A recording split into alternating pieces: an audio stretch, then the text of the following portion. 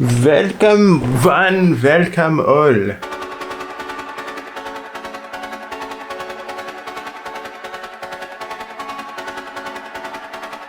Brand showcase today, the Viridi-Anne, brought to you by me. If you're expecting something actually educational, it's probably not the video. I think it's well documented that I am in fact a dumbass. But nevertheless, I shall be giving a brief overview of the brand and showcasing some pieces that I own. And number 3, just some overall thoughts on Japanese fashion as a whole, being a Japanese brand. Yes. So the Viridi-Anne the designer of the Viridi-Anne is Tomoaki Okinawa. Excuse me for the pronunciation. I'm not Japanese. I don't speak Japanese. You get the deal. But I believe this is his second official venture into fashion design. Yes, a bit about the designer. He's not classically trained in fashion from what I've read. He didn't go to school. He didn't study fashion at school. He was a fine arts student that majored in painting. And for some reason, he got into fashion. What I believe is the reason he started Viridi-Anne was because he wanted clothes but couldn't find any, so he just made them himself. And I believe the Viridi-Anne is actually his second venture into fashion. And what I like to consider the Viridi-Anne is as a mode brand. And what I mean by that is mode is something that is sort of like a filter or a mindset. And the idea of that is that because he's not like from the world of fashion, you know, someone from the outside looking in, he gets to play around a lot and break the rules a lot within fashion. There's this sort of concept where it's like, there's some brands that are just like style-based or genre-based, if you get what I mean. Like brands like SLP, they focus on the rock aesthetic, rock genre. You get the idea, right? It's like in music. But mode is more of like a filter or outlook on these things. For example, artists like Gambino or like Frank Ocean or A$AP Rocky, they can't be typecasted into rapper or hip-hop artist or whatever it is, you know. They sort of have this unique outlook on all these separate genres or styles. That's the same with the Viridi-Anne. For example, the brand produces everything from blazers, trousers, to waterproof cargos, waterproof shells, really classic sweaters. They work with Guidi leather. They do everything, you know? But despite doing everything, despite creating pieces from a range of different styles or aesthetics that are associated with those pieces, everything sort of works together because of the specific outlook, sort of auteurist outlook on these pieces and designs and ideas. Not only that, but to keep everything sort of unified in a collection, the brand mainly uses a monochromatic color palette.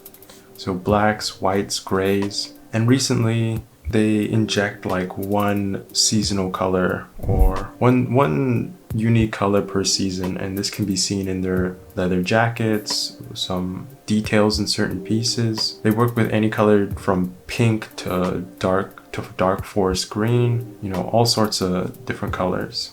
That's just a brief overview of the brand. Next, I want to look at some pieces that I've personally caught from them. And piece number 1, which really put the Viridi-Anne on the map for me, is the dual zip combat boots. Oof. Alright, these things are fucking heavy, but they are amazing.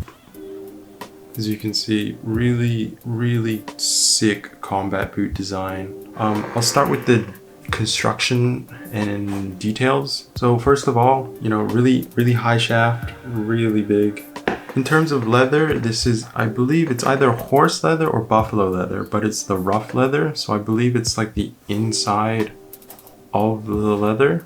So with that, you know, we have a really smooth, really supple leather on the inside, but on the outside you get this rough, nappy, sort of textured details. Really sort of slim profile, which I really like. You know, in terms of lacing, we just have a front lace here, and then for ease of access, there's a dual zip feature in the front. You just zip it all the way down. You know, just zip it all the way down. You can put your foot in, and then really simple. You just zip it back up. Super simple. You know, don't have to tie laces constantly. Stays on. And down here, you know, Vibram sole, you can see a lug sole. I really love this sole, really big, high, like 3-inch, 2-inch heel. Gives me a lot of height, which I love. And yeah, just a really nice combat boot. I have 2 pairs of boots and I wear these as much as I possibly can because of how much I love the design, silhouette. Not only that, but they're actually quite comfortable. But that could be because I put an insole in these. In terms of sizing, these are actually a Japanese size 3. And you can see here, yeah, size 3 over here. And then I'm not too sure what these other like 2 numbers mean, like 2 sets of numbers. I'm pretty sure one of them is like serial number and something else. But yeah, this is actually a size 3. And if you don't know, Japanese size 3 in terms of footwear is usually like a 43 to 44. And I'm actually a EU 42. So for these to fit, I put an insole in these and I wear thick socks, like hiking socks when I wear these, and they fit snug once I do that. But because of the loss they use, you know, it's got a really long toe box for the size 3. And if you can see here that this is actually like where my big toe ends. So I got like this much extra space.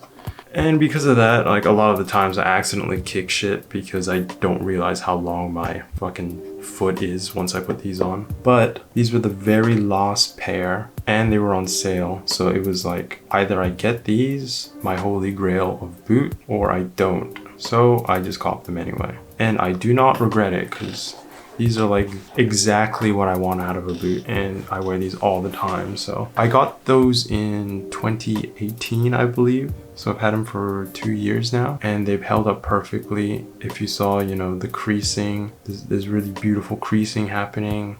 No particular blowouts or like loose thread. Everything is perfect, a-okay. Laces are still intact. You know, it's held up beautifully. And if you don't know, a lot of the some of the times Viridi-Anne likes to use Guidi leather. Any of you are fans of Guidi leather, you should check out their footwear line. And I'm not sure if they use it for their jackets, but they might possibly use it for their leather jackets, but I'm not too sure. Okay, item number 2. These, I actually sort of regret purchasing these, but these cargo pants. Oh shit, how do I show these?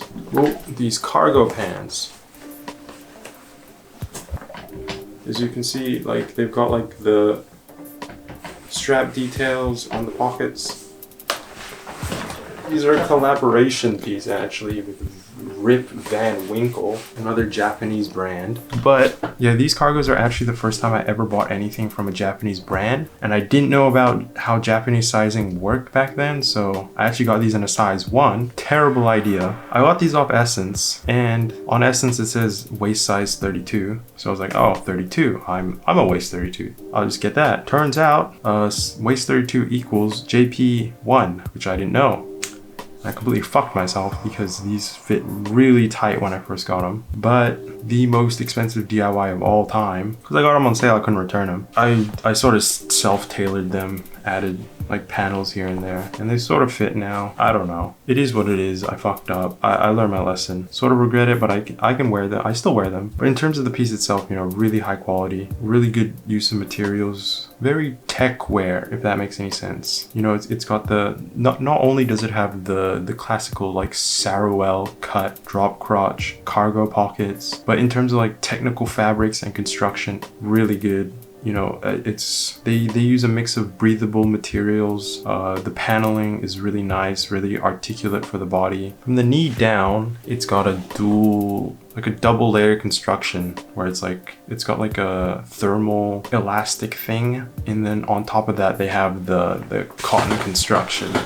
As you can see, like, here's like the thermal lining and then this is like the cotton construction. But what's interesting is that they produce this piece, but they also produce this piece, which I'm wearing right now, which is like this oversized sort of avant-garde sort of fit sweater. It's huge. It goes down to just above my knees. Huge side slit, very oversized, very baggy. This is actually a sample I got off Grail, so it was a lot cheaper. I'm not too sure on like the actual release models because this is a sample. It might be different from the ones they sell in stores and stuff. I think it's a wool silk poly blend, really comfy. Pills. To those that complain about fucking pilling on sweaters, it's like complaining about like cheese being too cheesy. Like, what the fuck do you expect? I'm sorry, but like, what do you expect? But yeah, overall, I think this is a really beautiful piece. It works really well in my wardrobe because I don't have something like this. I get a really unique silhouette. At first, I felt a bit uncomfortable wearing it, but once you get used to it and once you understand the silhouette it gives, you know, it's a great piece to have. Super strange cut,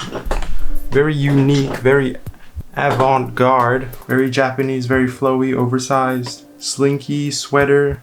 They produce a tech wear piece and this sort of menswear sweater, avant-garde sweater, and it sort of works together because of this sort of mode perspective they have. Yeah, just in terms of Japanese fashion in general and Japanese brands moving forward, I definitely think Viridi-Anne is like the next big Japanese brand, you know, sort of like Undercover or like The Soloist or Yoji. I think it's like, it's getting up there, I feel like. I think they really established themselves as a mode brand, a brand that really does everything with a broader aesthetic in mind, you know, the Viridi-Anne aesthetic. And I think because they produce like everything from technical cargos, Sarawel cargos to blazers and suits and leather jackets, I think it's got something for everyone, and because of that, I think it's going to be the next big Japanese brand. But that's just my opinion. Not only that, I'm a huge fan of the brand. I have a lot of pieces from them, and I like the pieces individually and the outlook of the brand as a whole. Because they produce very monochromatic pieces, you can sort of take things here and there that you like and then inject it into your own wardrobe. Overall, Viridi-Anne, great brand. Recommend 10 out of 10. I think you should check it out. It is very expensive, Japanese designer brand. You know, Japanese brands in general, really high quality, really expensive, but a lot of the pieces are sold on Grailed and they go for quite, I wouldn't say they're cheap, but they are affordable, I'd say. Yeah, check it out, Viridi-Anne.